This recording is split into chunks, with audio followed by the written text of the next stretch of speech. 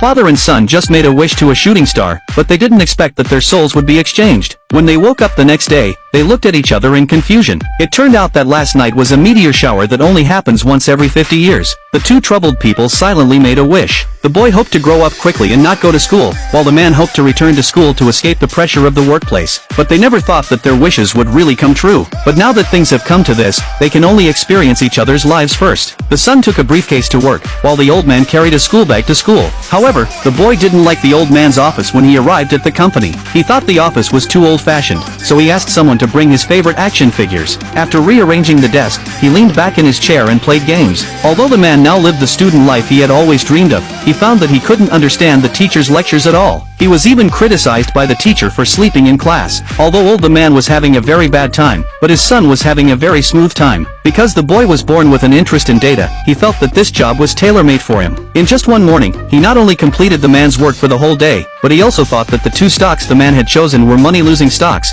so he sold them all immediately. Then he chose a stock that was falling. In order to speculate in stocks, he even sold the house and car without telling the man, and borrowed $5 million to buy all the stocks. The subordinates who didn't know the truth looked at the man and thought he was crazy, because the stock the man had chosen was about to hit the limit. But the boy thought that the two stocks that old man had chosen seemed to have a good trend, but in fact they were a trap. It would not take long for them to fall below the bottom. On the other hand, the stock he had chosen would rise sharply in a short time. The boy even picked up old man's apprentice's mobile phone, was ready to help him get a loan to buy stocks. But the other party immediately refused in a panic and quickly left the office. At this time, the real man was still depressed, but suddenly he heard a cry for help from the side. He looked over and found that it was a group of bad students bullying a girl. The bully thought the man was still the thin boy. He was about to teach him a lesson, but the next second he was slapped by the man. Before the bully could react, the man slapped him several times in a row. In this way, the man was scolded by the head teacher for fighting. When he learned that old man had caused trouble, the boy immediately rushed to the school. After learning the whole story, the boy thought old man was too cool.